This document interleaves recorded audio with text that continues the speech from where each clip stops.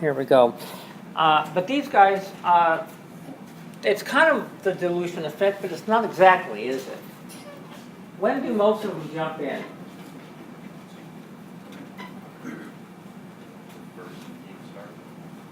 Okay. There's still that leopard seal. He's not preoccupied at that point quite. He might be going after one or another. What about when he's preoccupied?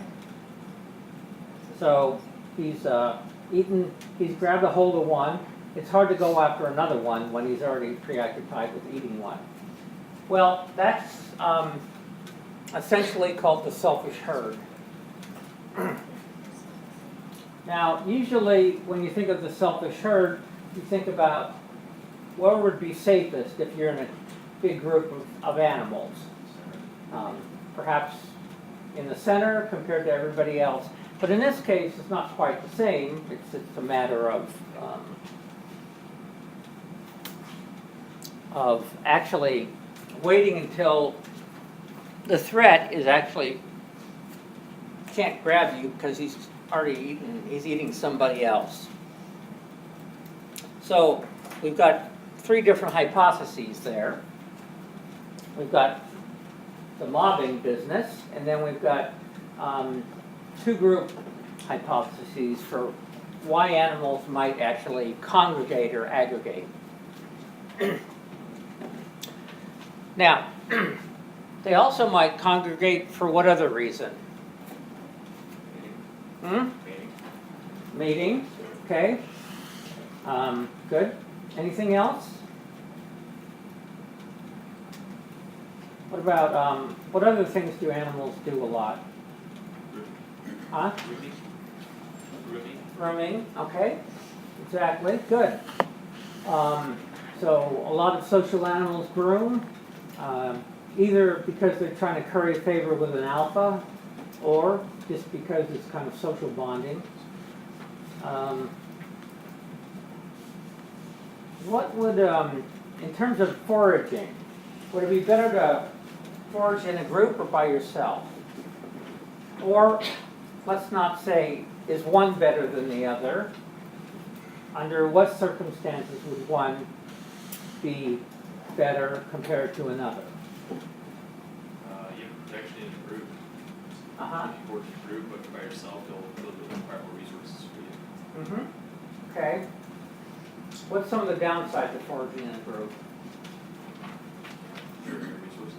Yeah, okay. So you share your resources, you're with a group, that's a problem. Of course, let's say you're foraging in a group and there's a predator, but because there's increased vigilance, some individuals are probably looking while others are eating. So that's a benefit.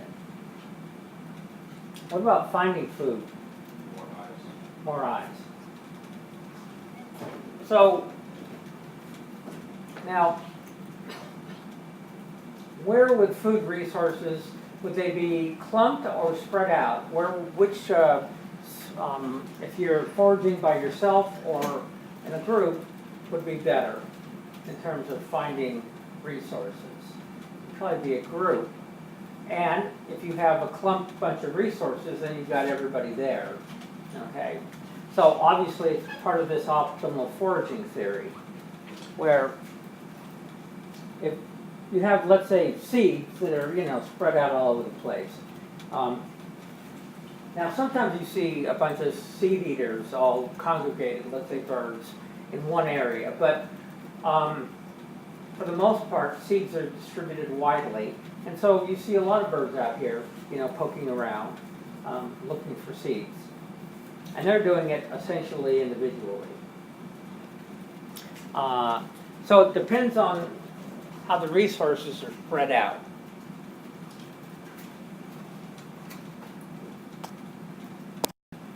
So I showed you guys a little video of emperor penguins and leopard seals. And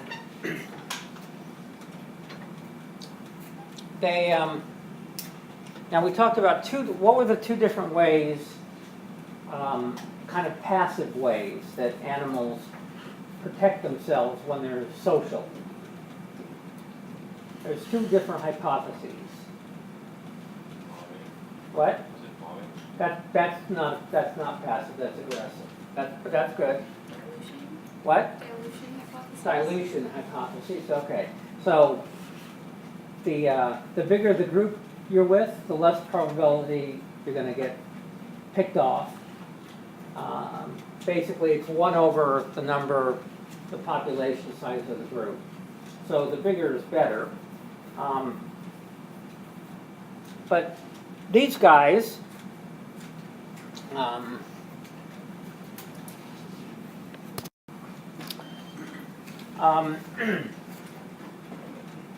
we were talking previously, actually. Let's. Okay, so these are looks like prairie dogs or ground squirrels. Hard to see.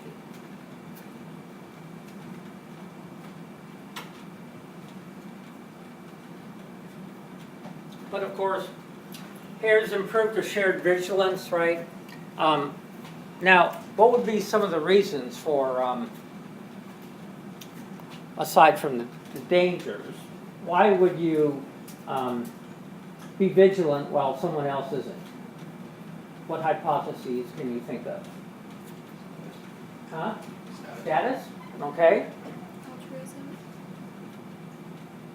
Kind of status is kind of apparent altruism, but an altruism, right? You're doing it for the good of everybody else. Why would you do that? To take turns. Mm-hmm. Okay, so maybe reciprocal altruism, right? What's some other kinds of altruism that we think about? Do you like your sister or brother? Do you have any brothers or sisters? No, you don't. Well, then you don't care about them. Anybody in here have siblings or family, right? Well, you got family. So perhaps kin selection. You just better hope that they like you as much as you like them. Okay. So one hypothesis is kin selection. Another might be reciprocal altruism.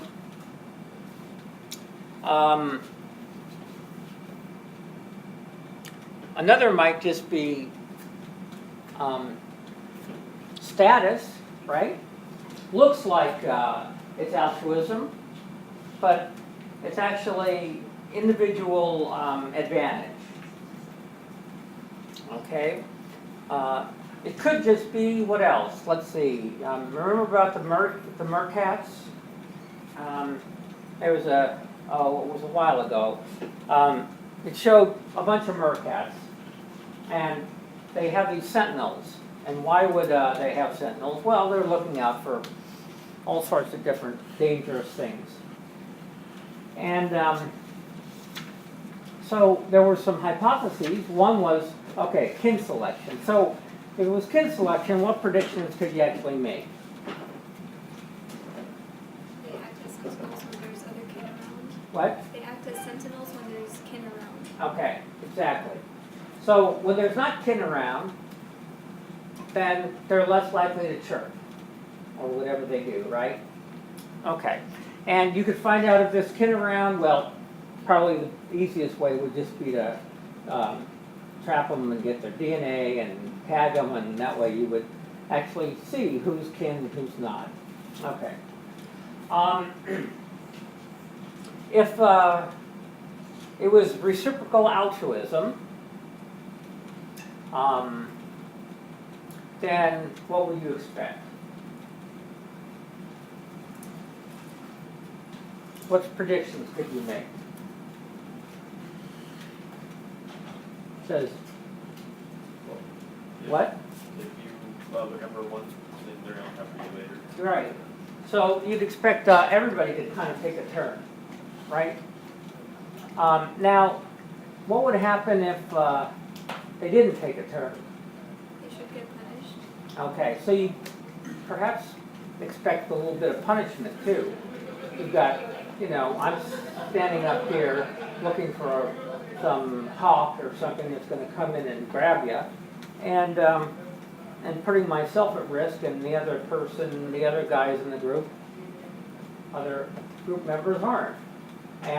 But if everybody switches off, it's all good. But if there's, you know, Harold out there, and Harold's a selfish bastard, he just says, well, no, I'm going to go on eating, right? So one prediction is that with reciprocal altruism, you would predict that there's some form of punishment to enforce it. Okay. Now, what happens if it's just an individual looking out? So, if the individual's in a group, let's say he's looking, would she still do the same thing when she was alone? Not, okay. So if it was individual, you'd expect that, oh, everybody's kind of doing it on their own, even if they're in a group. And if they're not in a group, they're still doing it. Whereas if it's some of the other things, then you would expect, like reciprocal altruism, then obviously that's not going to be happening in a group. It'd be a little bit more difficult to tease it apart. So these are some hypotheses that you actually want to think about in terms of really what's going on.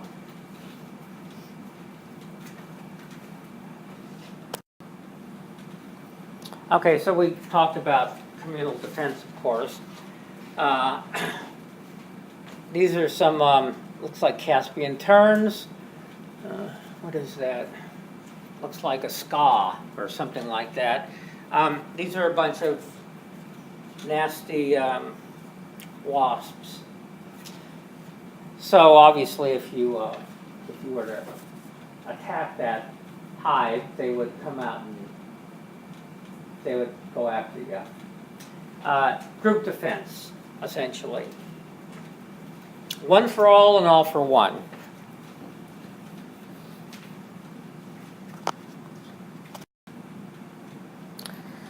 Now, obviously, you can't always, if you're not in a group, there's got to be other ways that you can actually protect yourself. And cryptic behavior is probably one of the best studied ones. So this is a bird. You probably wouldn't even, if you were walking by it, you probably wouldn't even see it. It's a patoo. I'm not sure where they live. Obviously, I've never seen one because I couldn't see it if I was right in front of it. Maybe I could. So, what's some other examples of a cryptic behavior? Camouflage. Cuttlefish. What? Cuttlefish. Yellow? Cuttlefish. Cuttlefish. Oh, okay. Yep. So, members of the cephalopods, like octopus and all, and they can change color to suit their background, or they can actually make themselves very visible, like when they're mating. Anything else? Stick bugs. Huh? Stick bugs. Stink bug? Stick. Stick bug. Oh, stick bug. Yes, absolutely. So, an insect that looks like a stick. In fact, you'd swear it was a stick, and it's not. Or another insect that looks like a leaf or a flower.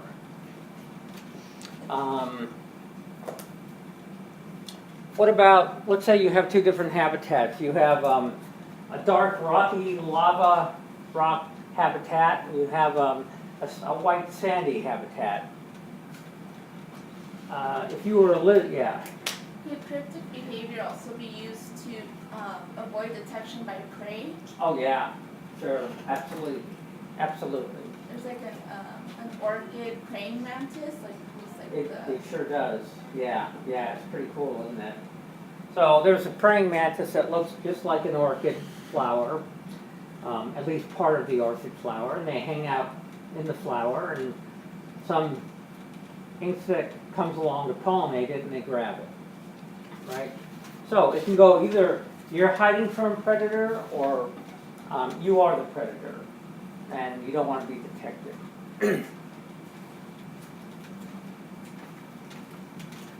And we see this over and over again in all sorts of different taxa. So that'd be an example of what? Same sort of traits in unrelated taxa. Convergent evolution because of similar environments.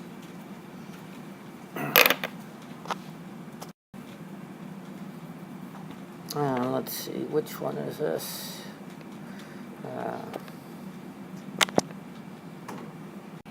Now, usually with camouflage behavior, the animals aren't moving around very much, right? I imagine they could, under the right circumstances. You could see a predator acting kind of like a piece of seaweed, let's say. And so it is moving around, but it's actually doing the same sort of thing as the surrounding seaweed.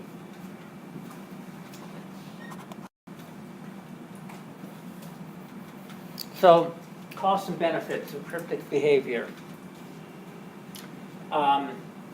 Depends on, obviously, you have to have a background where it works, right? If you have a background where you stand out, that's not doing you any good.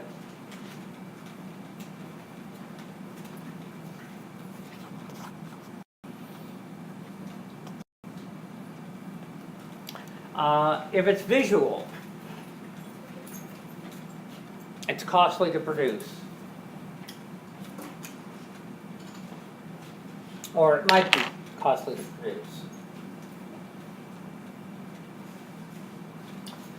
Can you have, let's say, auditory camouflage?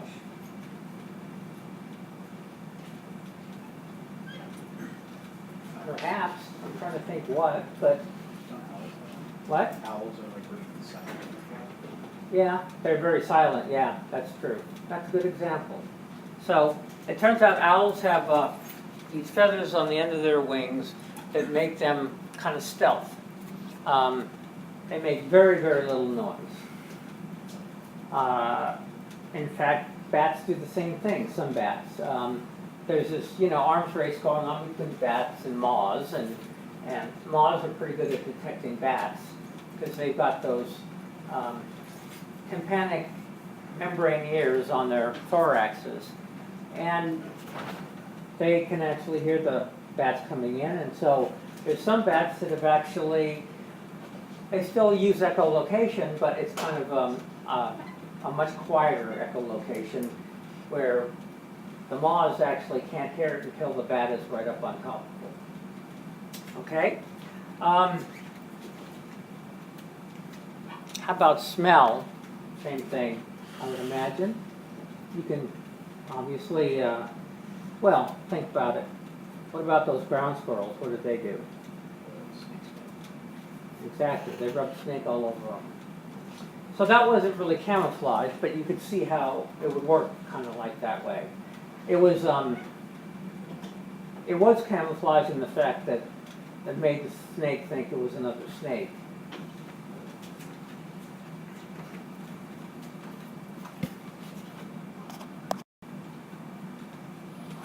Okay.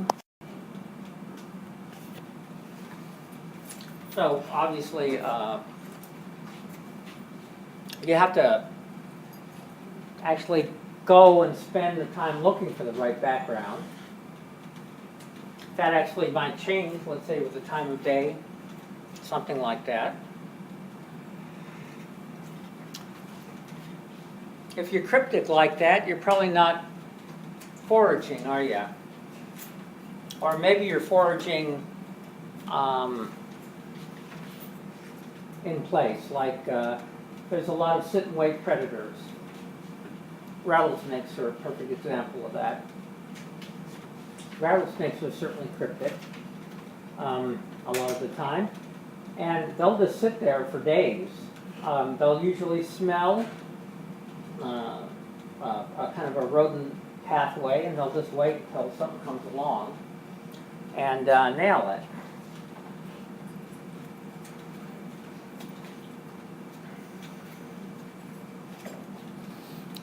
Of course, I guess you could even say that being nocturnal, in a sense, is kind of cryptic behavior, right? Can't see. Now, if the other animals out there can actually detect you with some other sense, then you're not cryptic. So in fact, that's exactly what you'd expect. If you were, moths and bats. So the moths are out there because they're not going to get eaten, kind of, except for by bats. If they were out and about during the day, then it would be birds.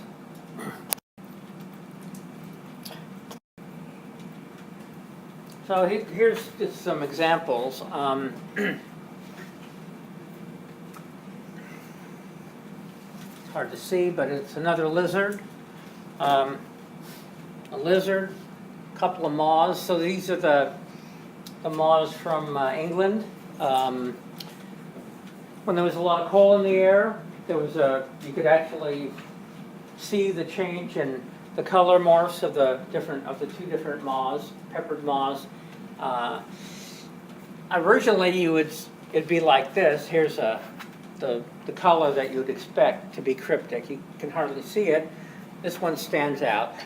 But there was a polymorphism that was actually maintained, because you could see that some trees probably had dark bark as well. But in industrial England, the coal turned everything black.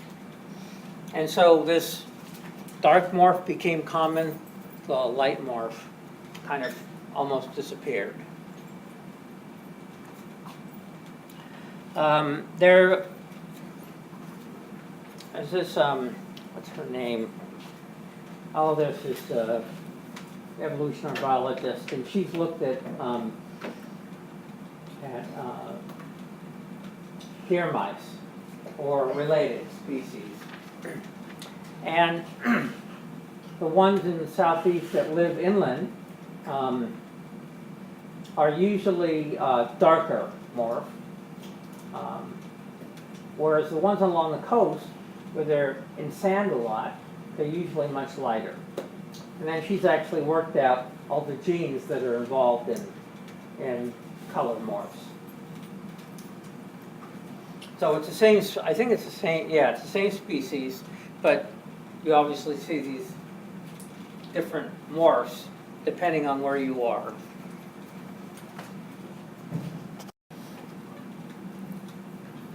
So the pepper moths, this is from Kettlewell years and years and years ago.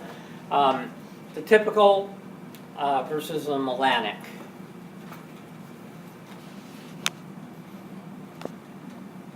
Okay.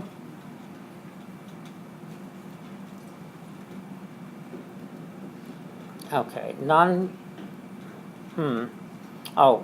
trunk, okay. That seems backwards.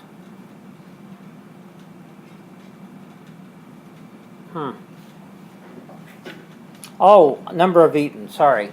It is backwards. So, actually, yeah, Kettlewell, what he did was he put out, he marked a bunch of moths, and he let them out, and then he tried to recapture them. But he also used them with a bird, like in an aviary sort of situation. He placed them, or models of them, in different areas. So in a polluted woodland, you can see the number of eaten for the non-melanic form is higher on the trunk, because trunks are going to generally be very dark. I guess the limb joint is probably a little lighter. And then, of course, in the non-polluted woodland, the melodic form stands out. In other words, they're not cryptic. Okay. Now, mimicry, a lot of times, is actually very much like cryptic behavior. So in this case, we've got these owls, and if you actually look at a lot of moths, they have these eye spots. A lot of butterflies do too. All sorts of different things. In fact, look at a peacock. A lot of times on their tail, the males have these big eye spot looking things, feathers. So the moth there, a lot of times the predator will not attack if they think they're seen. So in humans, this has actually been used in the Sundarbans in India, where there's a lot of tigers. And generally, when you go walking around out there, people wear a mask on the back of their head, so that if a tiger sees them, the tiger will think, well, he sees me, so I better not go after him. In fact, we're really hyper sensitive to eyes, aren't we? I mean, at least I am. You know, I think I see a pair of eyes looking at me, and I jump out of my skin. Well, not always, but I remember I was out in the parking lot in my car, listening to the radio or something. And I look in the hedge. It's the hedge right between the little parking lot over here and then the big grassy area, right? And I'm looking, and then all of a sudden, there's something different. And there's this little squirrel whose head is just poked right through and is just sitting there looking at me. It was amazing. I wish I had gotten a picture of it. I mean, it was just classic, yeah. I think it's like ingrained in our psyche, like to avoid like Oh, yeah. direct eye contact, like staring. Like you'll feel uncomfortable as long as like if you do an experiment and you stare at somebody until they notice and then they get uncomfortable. Yeah. Yeah. I think that's like so maybe a lot of people animals use that thing to just Right. where some animals. Well, just think about it also. You can have you can make an error of omission or commission. So let's say there's predators out there. An error of commission, what would that be? An error of commission. So you're looking around, and are you actually seeing a predator there or not? You're not. Commission. So you're looking around, you're hypervigilant for a pair of eyes, and you're seeing eyes everywhere, right? Now, you think, well, that's not very good, but think about what's the price of omission, of predatory eyes and not seeing them. Which is worse? Okay, so in this case, there's asymmetric costs, right? And so we're generally hypervigilant when it comes to eyes. We are just hypervigilant in terms of that. And so we oftentimes see things, or we think we see things that really aren't there. And you think, oh, that was stupid, but it's better to be make a mistake in that direction versus the other.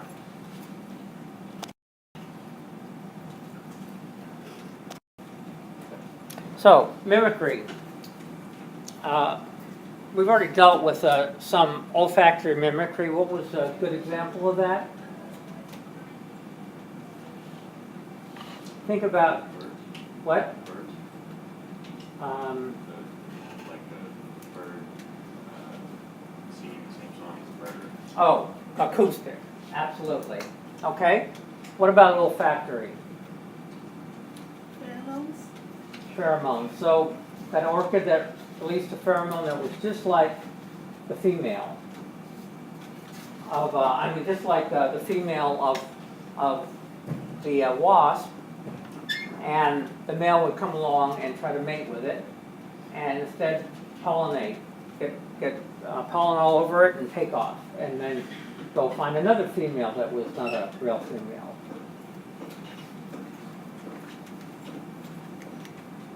In fact, you can probably mimic just about anything.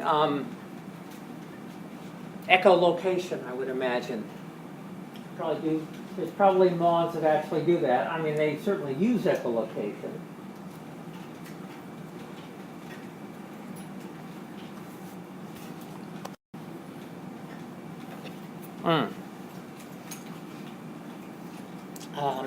Using deception for hiding food.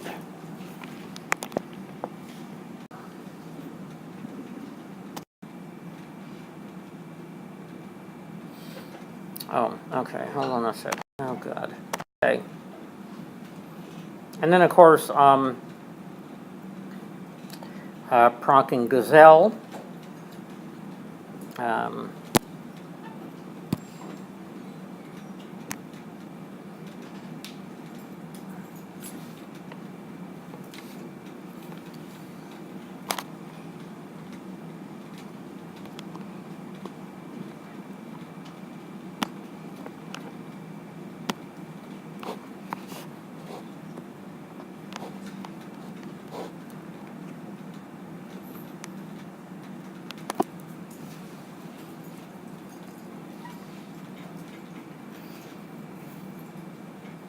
So they don't really look like they're doing it for predators, actually.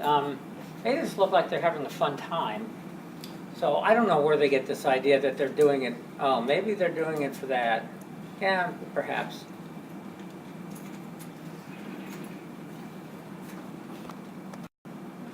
So there's this, okay, there's this question. Now, we know one of the hypotheses for why gazelles and other cervids like them, deer and antelope and gazelles and steambots and a whole bunch of different things might do this. One of them might be to let the predator know. So that's one hypothesis. Now, there's some different hypotheses listed up here. We see it could be an alarm signal, okay? And it could be social cohesion. In fact, that's kind of what it looked like. It could be a confusion effect, or it could be a sign of unprofitability. In other words, letting a predator know, don't waste your energy. Now, in terms of solitary gazelles,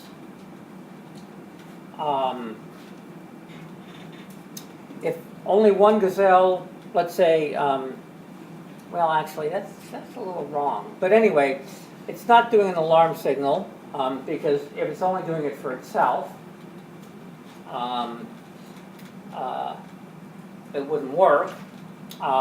Perhaps it's doing it, though, for social cohesion. So someone starts or pranks, and then others do the same thing. It could be a confusion effect. You know, like you have a whole bunch of these things stoating all over the place. Or it could be a signal of unprofitability. Now, if a group of gazelles stoat, it could be an alarm signal, so they all see something. It's not social cohesion. It's confusion effect, perhaps. Same sort of thing. If it's a signal to a predator, well, it's probably more a signal that there's a predator around. They also have white rumps, so starters show rump to predator.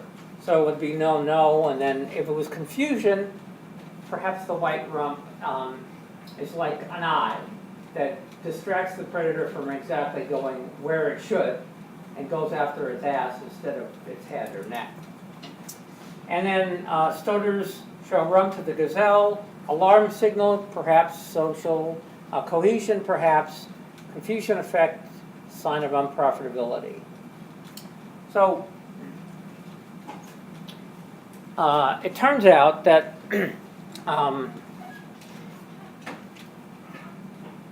let's see. Okay. It oftentimes solitary gazelles stoat when others are around, and they also do it seems when there's predators around. And then stoters show rump to predator, yes. Social cohesion, they don't. So you can actually distinguish between the different hypotheses in terms of the predictions that they make. I don't know, I think there's probably a number of different reasons. You can understand that, well, we've already talked about behavioral functions, and sometimes a behavior is used for multiple different things, like the talon lock with sea eagles, whether it's for mating or it's for antagonistic behavior.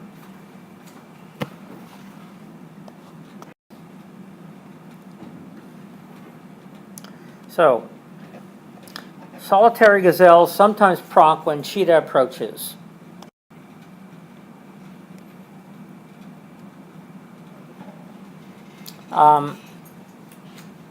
Also,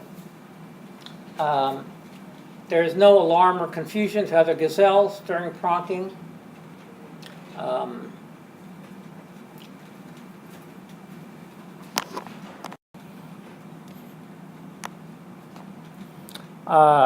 Social cohesion predicts that the pronking gazelles should show their white rumps to other gazelles, but they don't do that. And then unprofitability predicts that white rumps are towards predators. So there's actually no social cohesion, and okay.